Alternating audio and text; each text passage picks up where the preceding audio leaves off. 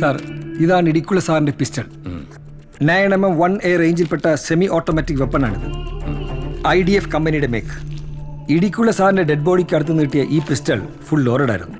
പക്ഷേ ഒരു ബുള്ളറ്റ് പോലും ഫയർ ചെയ്യപ്പെട്ടിട്ടില്ലായിരുന്നു. ജീവയുടെ കയ്യിൽ നിന്നും പോലീസ് ക്യാപ്ചർ ചെയ്തത് ഒരു 9mm പിസ്റ്റളാണ്. അതിൽ നിന്നും ഗൺ ഫയറിംഗ് നടന്നിട്ടില്ല. ഇടിക്കുള്ള സാറിന്റെ നെഞ്ചിൽ നിന്ന് കിട്ടിയ ബുള്ളറ്റാണിത്. ബ്രൗണിംഗ് എന്ന കമ്പനിയുടെ പിസ്റ്റളിൽ മാത്രം യൂസ് ചെയ്യാറുള്ള 9mm റേഞ്ചിലുള്ള ബുള്ളറ്റാണിത്. നെഞ്ചിന്റെ ആൾമോസ്റ്റ് മിഡിലായിട്ട് ഒരു ഒറ്റ ഷാർപ്പ് ഷോട്ട്. ഈ ബുള്ളറ്റ് അദ്ദേഹത്തിന്റെ ജീവൻ എടുത്തത്.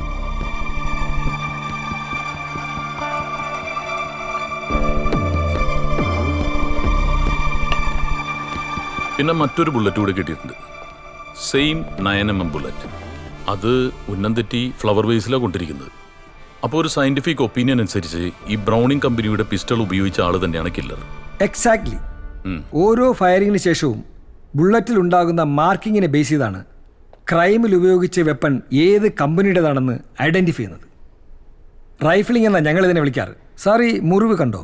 തോക്കിൽ നിന്ന് വളരെ ഷാർപ്പായി പായുന്ന വെടിയുണ്ട നെഞ്ചിൽ തുളച്ചു കയറുമ്പോഴുള്ള എൻട്രി വൂണ്ടാണിത്. ഈ മുറിവിന്റെ വ്യാസവും ബുള്ളറ്റിന്റെ ഡയമീറ്ററും ആൾമോസ്റ്റ് സെയിം ആയിരിക്കും. In this case also it is same. Can you explain? Yes. അതായത് ഗണ്ണിൽ നിന്നും ഒരു ബുള്ളറ്റ് പായുമ്പോൾ അതിനൊപ്പം ചില ഒബ്ജക്ട്സ് കൂടി സ്പ്രെഡാകും. ഫ്ലെയിംസ്, ഫ്യൂംസ്, കാർബൺ മോണോക്സൈഡ്, പിന്നെ പെപ്പറിങ്. ഈ പെപ്പറിങ് എന്ന് വെച്ചാൽ കത്താത്ത വെടിമരുന്ന് തരികളില്ലേ, അതാണ്. ഇതിനെ ഫയർ എഫക്ട്സ് എന്നാ പറയുക. ഇത് എൻട്രി വൂണ്ടിന് ചുറ്റും ഒരു പ്രത്യേക വല ഉണ്ടാക്കും. Just like a halo. ദേ കണ്ടില്ലേ? ഗൺ ഷോട്ടിൻ്റെ ഡിസ്റ്റൻസ് അനുസരിച്ചാണ് ഹാലോ ഉണ്ടാകുന്നത്. ഈ ബുള്ളറ്റ് തോക്കിൻ്റെ കുഴലിലൂടെ പാസ് ചെയ്യുമ്പോൾ ആ ബുള്ളറ്റിൻ്റെ പുറത്തൊരു ഗ്രീസ് ഉണ്ടാകും. ഇത് എൻട്രി വൂണ്ടിന് ചുറ്റും ഒരു സർക്കിൾ ഉണ്ടാക്കും. ഇതിനെ ഗ്രീസ് കോളർ എന്നാണ് പറയാറ്. ബുള്ളറ്റ് ബോഡി സ്ട്രോങ് ആയി ടച്ച് ചെയ്യുമ്പോൾ സ്കിന്നിൽ സ്ക്രാച്ച് ഉണ്ടാകും. ഇതിലൂടെയാണ് ബുള്ളറ്റ് തുളച്ചു കയറുന്നത്. ഇതിനെ അബ്രേഷൻ കോളർ എന്നാണ് പറയാറ്. അപ്പോൾ ഒരു ഡൗട്ട്, ഈ എത്ര ദൂരം നിന്ന് വെടിവെച്ചാലും ഇതൊക്കെ ഉണ്ടാവുമോ? ഡെഫിനറ്റ്ലി. എത്ര ദൂരം നിന്ന് വെടിവെച്ചാലും ഗ്രീസ് കോളറും അബ്രേഷൻ കോളറും എൻട്രി വൂണ്ടിന് ചുറ്റും ഉണ്ടാകും. സർ, അപ്പോൾ ഈ കേസിലോ? I am coming to that. Gun ഫയറിങ്ങിന്റെ ഡിസ്റ്റൻസ് 3 ഇഞ്ചിനകത്താണെങ്കിൽ തോക്കിന്റെ എഡ്ജിൽ നിന്നുള്ള ഫ്ലെയിംസ് എൻട്രി വൂണ്ടിന് ചുറ്റും ബേണിംഗ് ഉണ്ടാക്കും. ഇനി ആ ഡിസ്റ്റൻസ് 6 ഇഞ്ചിനകത്താണെങ്കിൽ ഗണ്ണിൽ നിന്നുള്ള ഫ്യൂംസ് ഈ മുറിവിന് ചുറ്റും എ കൈൻഡ് ഓഫ് ബ്ലാക്കനിങ് എന്ന് വെച്ചാൽ ഒരു കറുത്ത വലയം സൃഷ്ടിക്കും. സർ, ആ വലയം ഈ വൂണ്ടിലും ഉണ്ടല്ലോ. യെസ്. ഈ വൂണ്ടിന്റെ ക്യാരക്ടർ വെച്ച് നോക്കുമ്പോൾ ഇത് ഗ്രീസ് കോളറും അബ്രേഷൻ കോളറും ബേണിങ്ങും ബ്ലാക്കനിങ്ങും ഉണ്ട്. പിന്നെ പെപ്പറിങ്ങും. So considering all this aspects, Idikkula സാറിനെ ആ കില്ലർ വെടിവെച്ചിരിക്കുന്നത് 7.5 ഇഞ്ചിൽ താഴെയുള്ള അകലത്തിൽ നിന്ന് മാത്രമാണ്. ക്ലോസ് റേഞ്ചിലെ ആ ഒറ്റ ഷോട്ടിൽ കാർഡിയാക് അറസ്റ്റ് ഉണ്ടാവുകയും സ്പോട്ട് ഡെത്ത് ഉണ്ടാവുകയും ചെയ്തുവെന്നാണ് പോസ്റ്റ്മോർട്ടം ചെയ്ത ഡോക്ടർ സ്പെസിഫിക് ആയി പറഞ്ഞിട്ടുള്ളത്. ഈ മരണത്തിന് മുൻപ് ഒരു സ്ട്രഗിൾ നടന്നതായിട്ട് പോസ്റ്റ്മോർട്ടം റിപ്പോർട്ടിൽ ഹിന്റ് ചെയ്യുന്നുണ്ട്. അതും ഈ സയന്റിഫിക് എവിഡൻസുമായിട്ട് ചേർത്ത് വായിക്കുമ്പോൾ ഒരു സൂസൈഡ് അറ്റംപ്റ്റിനുള്ള സാധ്യത കാണുന്നില്ലല്ലോ. Never sir. അങ്ങനെയാണെങ്കിൽ അദ്ദേഹത്തിന് പുള്ളിയുടെ ഗണ്ണിൽ തന്നെ ആവാമായിരുന്നില്ലേ? Okay okay okay. സർ, അപ്പൊ ഇതൊരു പ്രൊഫഷണൽ കില്ലർ ആണല്ലേ? Yes, exactly. Just a minute. Sir, ഈ എൻട്രി വൂണ്ടിന്റെ ക്യാരക്ടറും ഗൺ ഫയറിങ്ങിന്റെ ആംഗിളും വെച്ച് നോക്കുമ്പോൾ ഷൂട്ട് ചെയ്തിരിക്കുന്നത് ഒരു ലെഫ്റ്റ് ഹാൻഡറാണ്. Left hander. We are ready sir. Rekha ready അല്ലേ? ആ സർ. റോക്കി, നിന്റെ വില്ലനെ തോപ്പിക്കാൻ പറ്റിയ ചാൻസ് ആണ്. സർ, ജസ്റ്റ് ഒന്ന് ട്രൈ ചെയ്യ്. ക്ലോസ് റേഞ്ച് ഷോട്ട് എടുക്ക്.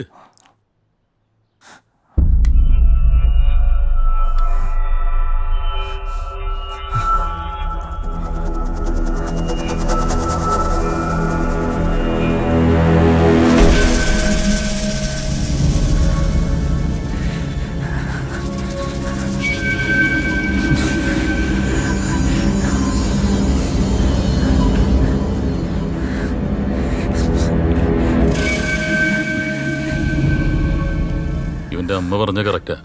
ഇവനൊരു കാക്കനെ കല്ലെറിയാൻ പോലും പറ്റൂല. അതുമാത്രമല്ല സർ, ഇവൻ പറയുന്നത് ശരിയാണെങ്കിൽ എൻട്രി ഉണ്ട് ഡിഫറൻ്റ് ആയിരിക്കണം. Also sir he's right handed. Yes, that's the point. He's right hand. ശരത്തെ, സർ, ഇവനെ വീട്ടിൽ കൊണ്ടാക്കിയേക്ക്. 5 ഇഞ്ച് നീളം വരും ആ സ്പേസ്. വീതി എത്ര തന്നെ? സർ ഇത് ഇടുക്കളയുടെ അലമാരയിൽ നിന്ന് കിട്ടിയതാ. ആ പേപ്പറിൽ ബാസിന്ന് എഴുതിയിട്ടുമുണ്ട്. എത്രയുണ്ട്? അത് 50 ഉണ്ട്.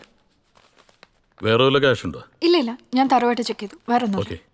സർ ഒരു വൈറ്റൽ എവിഡൻസും കൂടെ ഉണ്ട്. ആ CCTV ക്യാമറ ഇടിമിന്നലിൽ ചീത്തായതല്ല, അതിന്റെ കേബിൾ ആരോ കട്ട് ചെയ്തേക്കുന്നയാ.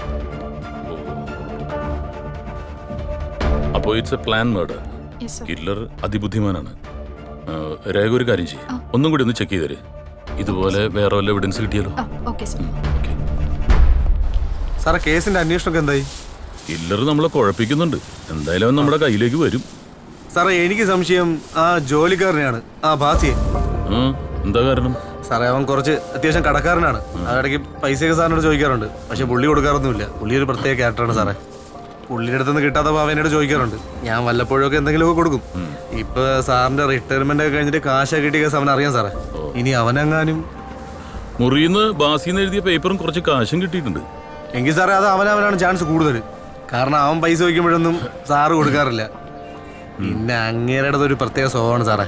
പുള്ളിയുടെ ഭാര്യയും മോനും പോലും തിരിഞ്ഞു നോക്കിയില്ല. സാറിന് അറിയാലോ, നമ്മളൊക്കെ മരിക്കുന്ന സമയത്ത് ഒരു തുള്ളി വെള്ളം തരാൻ ആളില്ലെങ്കിൽ പിന്നെ ഈ ജീവിതം കൊണ്ട് എന്താണ് സാറേ അർത്ഥം? സാറിന്റെ അവസ്ഥ തന്നെ കണ്ടില്ലേ, അനാഥ പ്രേതം കണക്ക് പോയില്ലേ സാറ്. സാറേ അപ്പം ശരി സാറേ, എന്നാ ഞാൻ പോട്ടെ സാറേ. ഓക്കേടാ. Okay sir.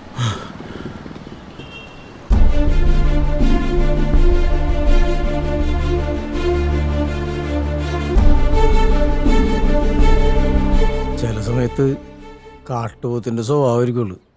അമ്പനും വെല്ലുവിലും എടുക്കില്ലായിരുന്നു. ഒരിക്കലും ഒരു കഞ്ചാവ് കേസിലെ പ്രതിനെ വിട്ടയക്കണമെന്നും പറഞ്ഞ് ഒരു സഖാവ് സാറിനെ വിളിച്ചു പറഞ്ഞു.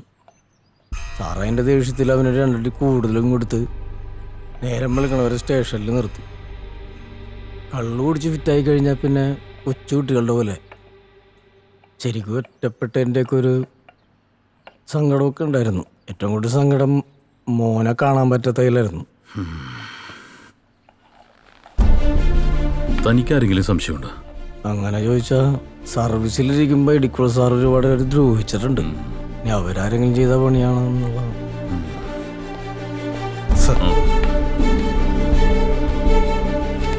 സാർ, ഇതിലെ ഹാൻഡ് റൈറ്റിംഗ് ഇടിക്കുള്ള സാറിന്റെ, ഭാസിയുടെ ഇടിക്കുള്ള സാറിന്റെയും ഹാൻഡ് റൈറ്റിംഗ് ഡിഫറൻ്റ് ആണ് എന്നതാണ് എക്സ്പെർട്ട് ഒപ്പീനിയൻ. അപ്പോൾ ഇടിക്കളൊക്കെ ഇങ്ങനെ ഒരു മുഖം കൂടി ഉണ്ടല്ലേ? സർ, നമുക്ക് പണി കൂടും. അതെ സർ. ഓക്കെ, അപ്പോൾ ബാസി പൊക്കോ. ശരി സാറേ.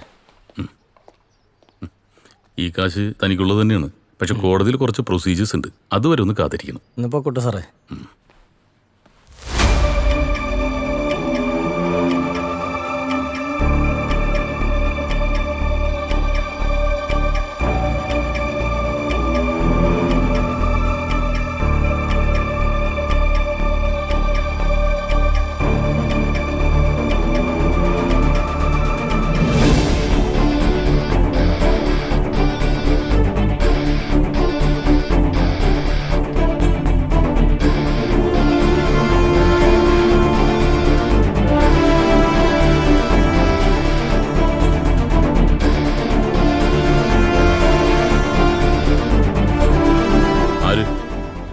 ഡെലിവറിക്കാരൻ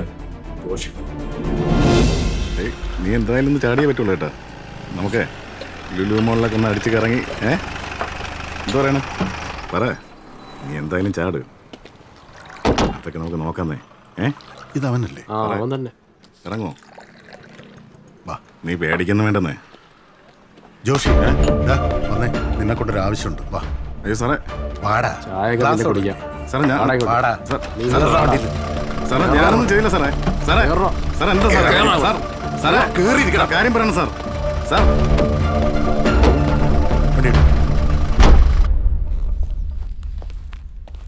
സർ, ഇടിക്കുള്ള സാറിന്റെ ഫോൺ കോൾസിന്റെ സൈബർ സെല്ലിൽ നിന്നുള്ള ലിസ്റ്റാ.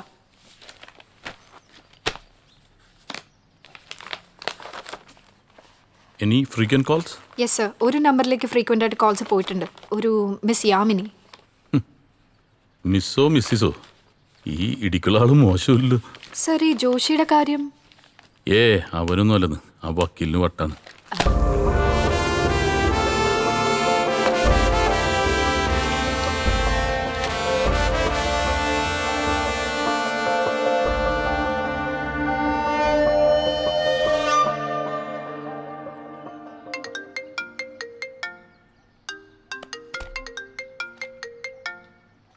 Hello hello mister Lal Mohan, are you there? എന്താ സാർ? അത് ഞാനല്ലേ അങ്ങോട്ട് ചോദിക്കേണ്ടത്. Do you have any answer? നിങ്ങൾ അവിടെ എന്ത് മലമറിക്കുകയാണ്? Come on, answer me. We are trying sir. Go to hell with your usual drama. Trying sir. I will give you 1 week time. എന്നിട്ടും പതിവ് പല്ലവിയാണെങ്കിൽ you will be kicked out from this case. Do you understand? Sorry sir.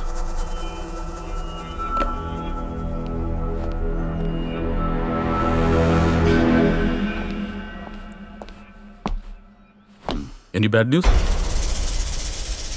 Sorry, I was a little disturbed. That's okay sir.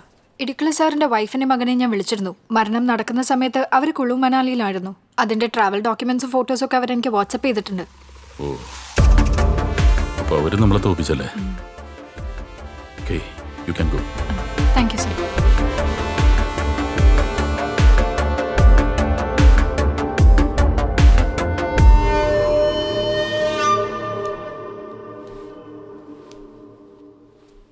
Hello. Idukki Saint Thomas കോളേജിൽ 2013 ബാച്ചിൽ ഒരു ഇടങ്കയ്യൻ spinner ഉണ്ടായിരുന്നു. ഒരുപാട് മത്സരങ്ങൾ ഈ കോളേജ് ജയിക്കാൻ കാരണം ഈ ലെഫ്റ്റ് ഹാൻഡ് ബൗളറാണ്.